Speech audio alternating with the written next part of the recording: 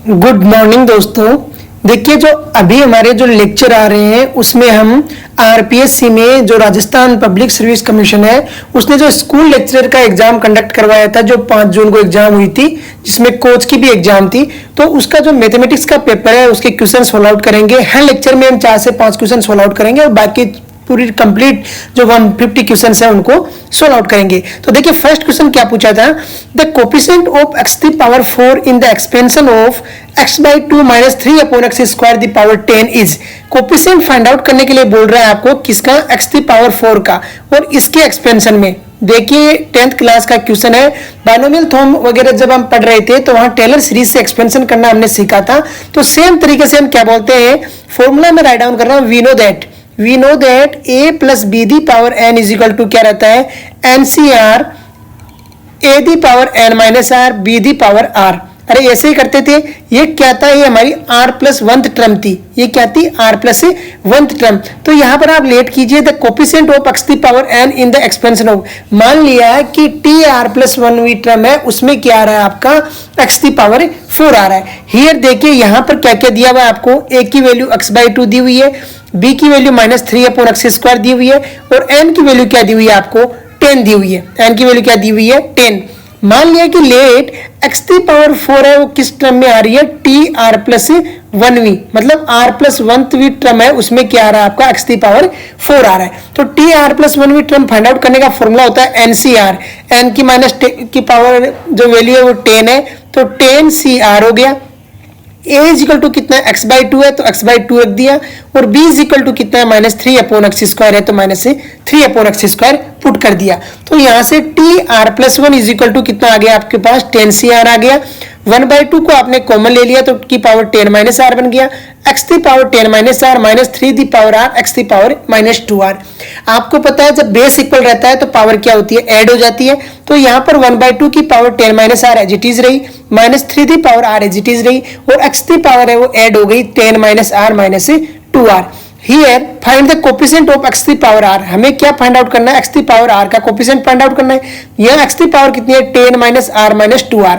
तो यहाँ से आपको क्या लाना है, 10 - r - 2r is equal to कितना है आपके पास में, 4 है। और x⁴ का फाइंड आउट करना है, तो यहाँ से r की वैल्यू आ गई आपके पास में 2। इसका मतलब हो गया r इज इक्वल टू 2 रखोगे तो t3 थर्ड टर्म है उसमें क्या आ जाएगा, r की आपको x की पावर कितनी मिल जाएगी, 4। तो इसका जो कोफिशिएंट हो जाएगा वो क्या हो जाएगा, 10C4 1/2 की पावर 10 - 4 और -3 the power, sorry r is equal to कितना है आपके पास 2 आया ना, तो ये 2 रख दीजिए। तो ये कोफिशिएंट जब फाइंड आउट करोगे तो आपके पास में देखिए ये वैल्यू निकल के आएगी।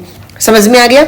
तो यहां पर जब फाइंड आउट करोगे आपको तो 10C2 क्या है, 10C2 क्या होता है, NCR इज इक्वल टू हम जानते हैं फैक्टोरियल n अपॉन क्या होता है, n minus are the factorial into क्या होता है, आर दी फैक्टोरियल। इससे हमने फाइंड आउट कर दिया इसकी वैल्यू 1/2 की पावर 10 - 2 है, 1/2 की पावर 8 बन गई, और -3 दी पावर 2 तो ये क्या हो गया, माइनस का जब स्क्वायर होता है तो वो प्लस हो जाएगा, और 3 का स्क्वायर हो गया 9। जब सोल्व आउट किया तो आपके पास आंसर आ गया 405/256, 405.256 आपका क्या हो गया सॉल्यूशन। तो देखिए ये क्वेश्चन है जो 11th क्लास में हमें बहुत इजी रहता है, लेकिन जब ग्रेजुएशन वगैरह कंप्लीट कर लेते हैं, पीजी कर लेते हैं, और जब एग्जाम देते हैं स्कूल लेक्चरर वगैरह की, तो वहां पे हमें टफ लगने लग जाता है, क्योंकि प्रैक्टिस क्या रहती है, छूट जाती है। तो ये क्वेश्चन था आपका फर्स्ट। सेकेंड क्वेश्चन देखिए, सेकेंड क्वेश्चन बोल रहा था if the sum of infinite number of terms in a GP is 20, मतलब जीपी में इनफाइनाइट टर्म का सम क्या है आपका 20 है। जीपी क्या होती है, जिसमें कॉमन रेशियो क्या रहता है, इक्वल रहता है। And the sum of squares of the term is कितना है आपको 100, जितने भी टर्म है उनका स्क्वायर कितना है आपका 100 है उनका sum. Then the common ratio of the GP, तो आपको क्या फाइंड आउट करना है, आर की वैल्यू फाइंड आउट करना है।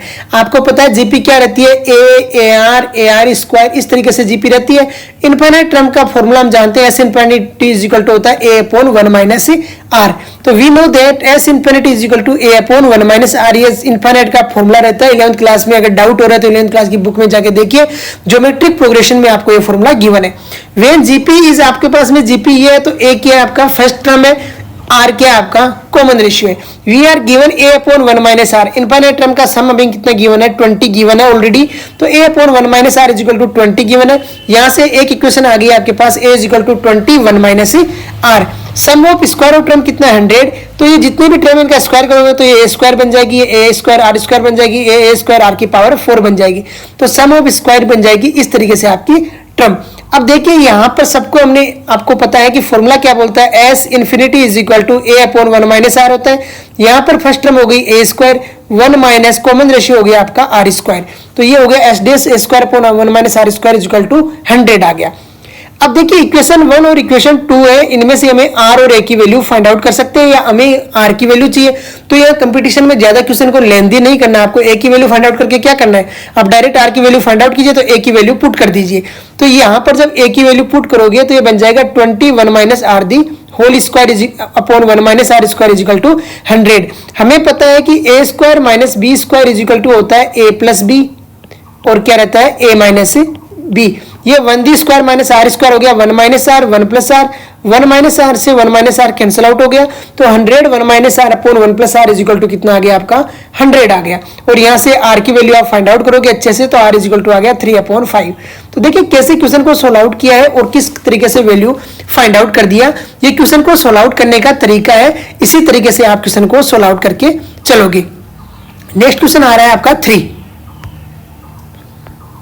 तो थर्ड क्वेश्चन आपका देखिए क्या बोल रहा है, एक सेकेंड।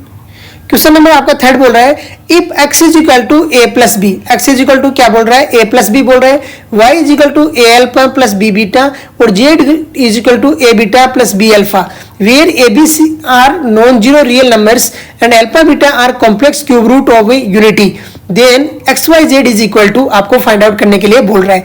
देखिए एक्स वाई जेड डायरेक्ट देखोगे तो ये क्या है, इसका और इसका तीनों का क्या है मल्टीप्लिकेशन है, एक्स वाई और जेड का क्या है आपका मल्टीप्लिकेशन है। लेकिन देखिए यहाँ पर आप देख रहे हो कि एक्स में तो है वो अल्फा बीटा आ ही नहीं रहा, तो इसको तो बाद में मल्टीप्लाई करवाइए, पहले वाई और जेड को मल्टीप्लाई कीजिए ताकि हमारा अल्फा बीटा क्लियर हो जाए। ये A B are not zero real number है, इनको छेड़ने की जरूरत है नहीं। And alpha beta are the complex cube root, आपको पता है क्यूब रूट क्या रहते हैं 1 ओमेगा ओमेगा स्क्वायर वगैरह करते थे ना। तो given that alpha and beta are the complex cube root of the unity we know that by the property, हम जानते हैं कि अल्फा है क्यूब रूट क्या रहता है 1 रहता है, ओमेगा रहता है और ओमेगा स्क्वायर रहता है। यहाँ पर 1 तो है नहीं, ओमेगा और ओमेगा स्क्वायर हो जाएगा। तो अल्फा अगर ओमेगा है तो बीटा क्या रहेगा ओमेगा स्क्वायर रहेगा, अगर बीटा ओमेगा है तो अल्फा क्या रहेगा ओमेगा स्क्वायर रहेगा, वाइस वर्सा। हमें पता है कि 1 प्लस ओमेगा स्क्वायर की वैल्यू हमेशा क्या रहती है 0 रहती है और ओमेगा क्यूब की वैल्यू क्या रहती है हमेशा 1 रहती है। तो यही मैंने यहाँ पर लिखा है। अब देखिए हमें अगर हम अल्फा इंटू बीटा मल्टीप्लिकेशन कराते हैं, चाहे अल्फा को ओमेगा लो चाहे बीटा को ओमेगा स्क्वायर लो चाहे वाइस वर्सा कुछ भी करो, ओमेगा इंटू ओमेगा स्क्वायर क्या हो जाएगा आपका ओमेगा क्यूब होगा और जिसकी वैल्यू क्या हो जाएगी 1। मतलब अल्फा इंटू बीटा जहां भी आएगा आप वहां पर क्या लिख सकते हो 1 लिख सकते हो। और यहाँ पर देखिए alpha square is equal to beta और beta square is equal to alpha. इसका मतलब ये हुआ कि अगर आप alpha is equal to omega लेते हो और beta is equal to omega square लेते हो तो यहाँ पर जब अल्फा का स्क्वायर करोगे तो ये ओमेगा स्क्वायर इक्वल टू किसके हो जाएगा बीटा के हो जाएगा, और बीटा का स्क्वायर करोगे तो आपको पता है कि ओमेगा स्क्वायर का क्यूब स्क्वायर कितना हो जाएगा ओमेगा की पावर 4, इसको लिख सकते हैं ओमेगा क्यूब इंटू ओमेगा, ये हो गया 1 इंटू ओमेगा। तो ये किसके बराबर हो गया अल्फा, मतलब beta square equal to alpha और अल्फा स्क्वायर इक्वल टू क्या रहेगा बीटा रहेगा। अब करते हैं सोल्व आउट। सबसे पहले मैंने क्या बोला वाई और जेड को मल्टीप्लिकेशन कराइए, तो वाई और जेड को जब मल्टीप्लिकेशन कराओगे a alpha plus B beta a beta plus B alpha multiply किया तो इस तरीके से टर्म आ गई। अल्फा बीटा की वैल्यू आपने क्या रख दी 1 रख दी, अल्फा बीटा की वैल्यू 1 रखी तो a square plus b square plus a b alpha square plus beta square आ गया। यहाँ पर हमें पता है कि 1 plus alpha plus beta is equal to 0, ये कहां से आया देखिए 1 प्लस ओमेगा स्क्वायर 0 है, ओमेगा की वैल्यू अल्फा है ओमेगा स्क्वायर की वैल्यू बीटा है, तो 1 plus beta plus alpha is equal to क्या हो गया 0 हो गया। यहां से हम alpha square plus beta square की वैल्यू निकाल सकते हैं, तो वो देखिए किस तरीके से हमने -1 निकाल के लेके आ गए। यहां पर वैल्यू रखी तो y Z is equal to आ गया आपका a square plus b square minus a b. अब इसको एक्स से मल्टीप्लिकेशन करा दोगे तो एक्स वाई जेड हमारी वैल्यू आ जाएगी, एक्स की वैल्यू ए प्लस बी है, अच्छे से मल्टीप्लाई कीजिए, जब सोल्व आउट किया तो एक्स वाई जेड की वैल्यू क्या आ गई आपकी ए क्यूब प्लस बी क्यूब आ गई। देखिए क्वेश्चन को कैसे सोल्व आउट करना है और किस तरीके से वैल्यू फाइंड आउट करना है। कंपटीशन की तैयारी कर रहे हो लेकिन जब आपको पूरे मेथड कंप्लीट आएंगे तभी हम ट्रिक सिखा पाएंगे, तो इसलिए आपको अच्छे से ये मेथड सीखने है कि कैसे क्वेश्चन को सोल्व आउट करना है और आंसर निकाल के लाना है। नेक्स्ट क्वेश्चन देखिए क्या बोल रहा है, क्वेश्चन नंबर 4। क्वेश्चन नंबर 4 है सम ऑफ द सीरीज, आपको सम फाइंड आउट करने के लिए बोल रहा है। सीरीज क्या है 3 log 2 plus 1/4 minus 1/2 1⁴ square plus infinity तक जाता है और इसका सम फाइंड आउट करने के लिए बोल रहा है। देखिए 3 log 2 और इनका तो आपस में कहीं मेल हो ही नहीं रहा ना, तो इस टर्म को कर दीजिए अलग, कर दोगे। अब देखिए यहां पर आपको we know that Taylor series का जो एक्सपेंशन होता है वो log 1 प्लस एक्स का क्या बोलता है, टेलर सीरीज का जो एक्सपेंशन है log 1 प्लस एक्स का बोलता है log 1 plus X is equal to X minus X square by 2 plus X cube the upon 3 minus dash dash dash infinity.